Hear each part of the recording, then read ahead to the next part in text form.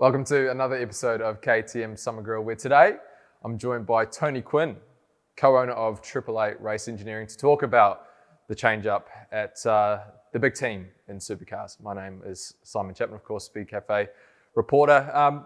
Let's have a chat about it. It was interesting when it all sort of came out at the start of 2021. Obviously, multitude of changes. Yourself coming in and taking, I think it's a 40% stake in the team. Obviously, Roland Dane stepping back, Jess stepping up a little bit, and Jamie stepping up as far as the ownership goes. And then obviously Roland moving away from the team principal role and Jamie stepping in as team principal for 2022, which is forthcoming. For you, we've had one whole season now of Supercars where you've had a vested interest in that team, and it's gone pretty well for you. Obviously, winning the team's championship and the drivers' championship. How's it been? It's been an amazing experience. For all the experiences that I've had in business and life, 888 has been an absolute pleasure, I'd have to say. Normally when I invest in a business of that kind, I usually have to go in and sort it. You have to clean it out, fix it, change the direction, take some strategic decisions, move on, change the staff to make it work. But honestly, the business, I have done nothing. The business is so good that it runs so well, and Roland in particular has done a marvelous job of setting the business up. Jess is very determined woman. She's very clever. She's a lawyer. And of course, Jamie has been concentrating on the driving. And of course, Shane's done a great job too. But the whole team, Dado, Gooey, all those guys, just great guys. And they all do a great job. So there's been very little for me. I didn't really want to do anything in the team because I didn't want to go in and change anything. And so Roland and Jamie didn't want that either. So we agreed at the very beginning that wasn't going to happen, which suited me, suited them. And the result has been phenomenal. So I'm not going to do anything so long as they keep winning. And Roland's the same as me. To succeed in anything, you've got to win. You've got to keep winning. You've got to want to win.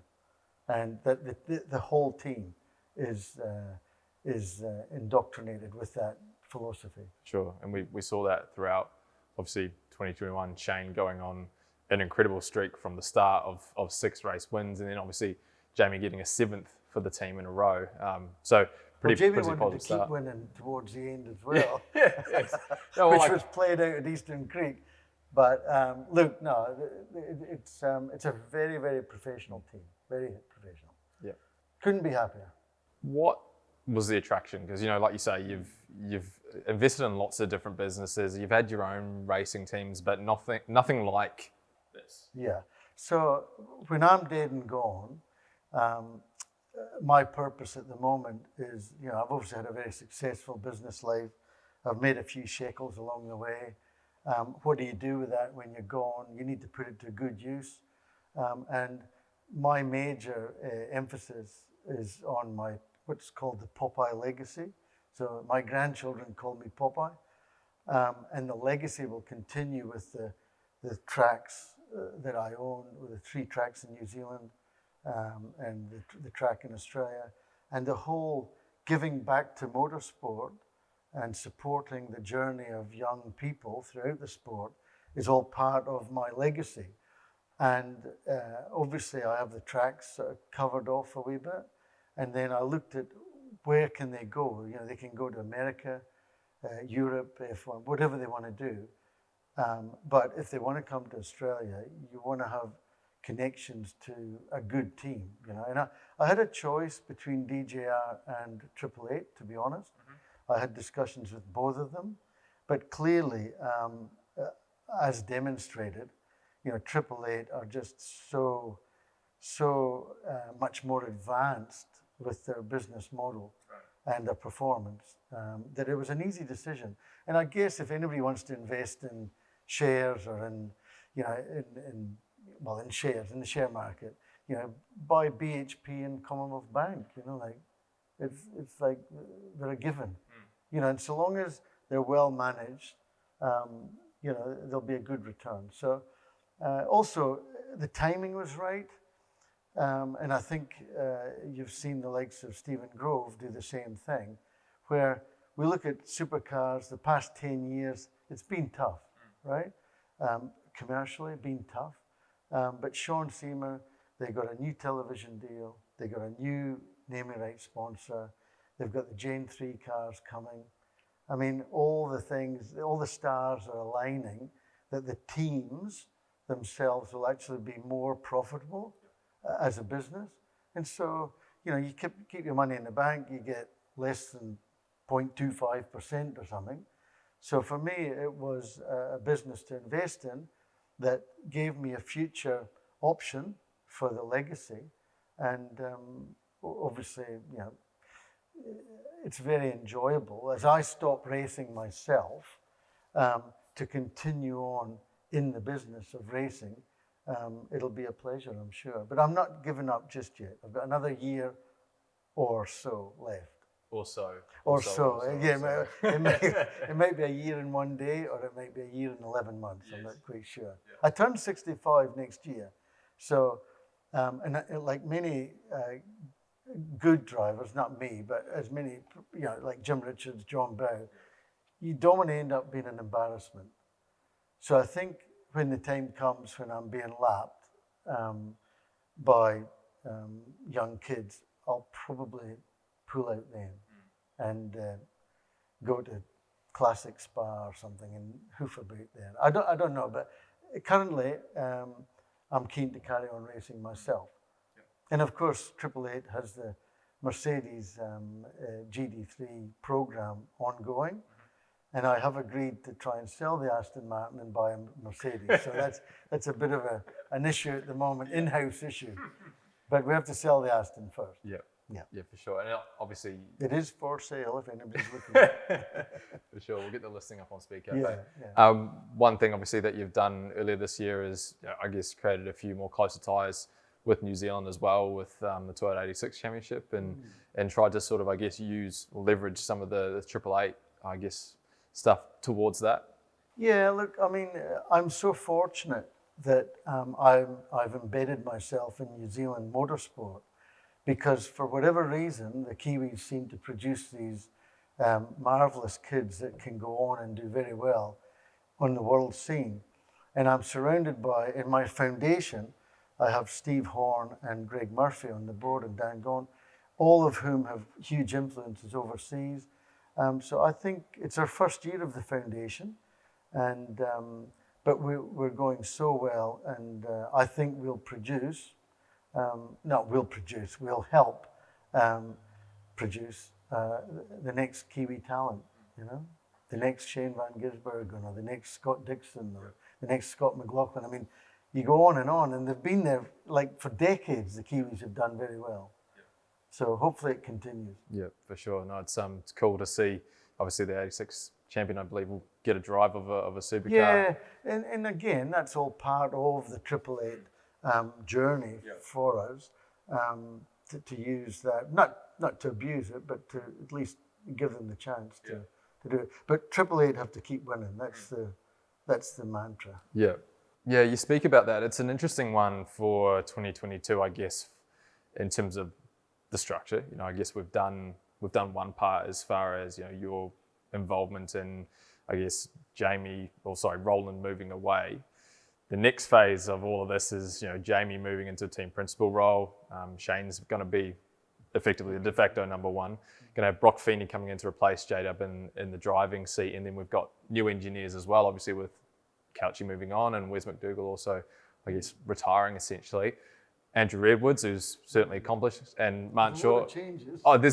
We can go on and on, right? Like there's a lot to go through. So from your point of view, I guess you've had such a great 2021. But what does 2022 look like? Is it a rebuild of sorts, or is it basically continuation? Yeah, look, you'd be surprised at the solidarity that is in the camp.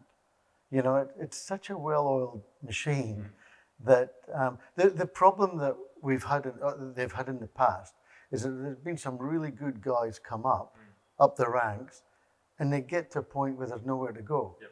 And that's the case with Couchy. You know, he wanted to move up, but there was no room for him. It was Dutto and JJ, you know, there was no room for him to move up, so he had to move on. You know, he's most welcome to come back or whatever, but look, I think Jamie, everybody says, oh, you know, he has got a big job ahead of him. But I've told him in no uncertain terms that, you know, he has my 110% support. And, you know, there's no doubt that if he trips and falls, the media and everybody else will pounce on him. But, you know, he's strong enough to pick it. He's no dummy. He's no slouch. You know, he's as much a good businessman as he is a good driver. Yeah. So look out. You know, I have total faith in Jamie's ability. And, of course, with the support of Jess, too. I mean, she's an important part of the structure there, too. And it's a young team. You know, Roland's 1 year older than me. We're all old guys. You know, we've done it. We've been there. These guys need to take the next level. And I'm 100% sure that he won't have a trouble-free run. I'm sure of that. And nor should he. No, he doesn't deserve that. You know, he needs to have a few trips and stuff like that. And Brock too, and Shane. You know, I spoke to Shane the other day, and he said, "Man, there's a lot of young, fast fellas coming up. It's the evolution of life, isn't it? Yeah. You know, young guys come up and they're faster than the old guys." Yeah, well, it's a fascinating sort of 2022 it's shaping up to be. I think so. And, you know, like many teams have got similar issues, you know, and what's the next move? You know, it's like playing chess, you know, what's the next move? And I guess everybody watches what Triple Eight does and stuff, but I'm here to tell you that our plans are well thought out and will be well executed. Yeah. Yeah. A lot of that ethos remains the same, doesn't it? Yeah. Yeah. And, you know, Roland is over in the UK just now. He'll be back, and he's most welcome to come back. You know, there is not a better operator up and down pit lane. And so, you know, we want him in our garage. And, you know, Lowndesy's there too. You know, like we've got a depth of Tanda, you know, there's a whole bunch of guys that are contributing to the thing. I do nothing. That's the good thing for me. I just do nothing. Yeah. I guess, yeah. You look at it on face value, right? And you say there's an awful lot of change, but then, you know, it's not just these guys at the face, right? There's an awfully large group behind the face group that you see on the tally that are, you know, I guess doing the day to day. You know, so it's. You know, Roland wasn't at Eastern Creek at all. No. You know, well, he was missing for largely most of the yeah. So, you know, I mean, the team is a great team, and they do a great job. And I don't know about everybody else, but I thought that Brock did a marvelous job, and he did what every rookie should do. You know, he did a great job at driving, and he just went too hard at but he's learned. Yeah. You know, if he learns from that, tick. Yeah. Well, he was definitely move trying, on. right? Absolutely, and he was doing a great job. So, you know, good on him. Yeah, it's a fascinating 2022. In terms of Brock, what's your sort of expectation for him next year? What do you think he's going to produce? You know, I mean, God, it would be a fairy story if the two of them were running at the front again. I said to Shane, "Mate, you're going to have to take Brock under your wing." And he said, like, fuck, it's dog eat dog out there. Yeah. So, you know, I'm not sure how much help he's going to get from Shane. They're going to share data, I'm sure. But look, I think Brock's his own man. He'll be fine. He can mix it with the best of them. And I think the Bathurst run that he had with Ingle, I think did him a lot of kudos. You know, he kept it clean for the most part. Did a good job. Did good times. Happy days. Yeah. Sure. Yeah. I think there's plenty that we could talk more about Triple Eight, but I think that pretty much covers off all the bases for this episode. I've got nothing more to say, but I do nothing. Very good. Tony Quinn, thanks for coming on board for another episode of KTM Summer Grill. Stay tuned for more at speedcafe.com. As part of this year's KTM Summer Grill, each week KTM is giving away the perfect summer beach pack, which includes an umbrella, cap, gym bag and key holder. To enter the draw, head to speedcafe.com or hit the link in the description below.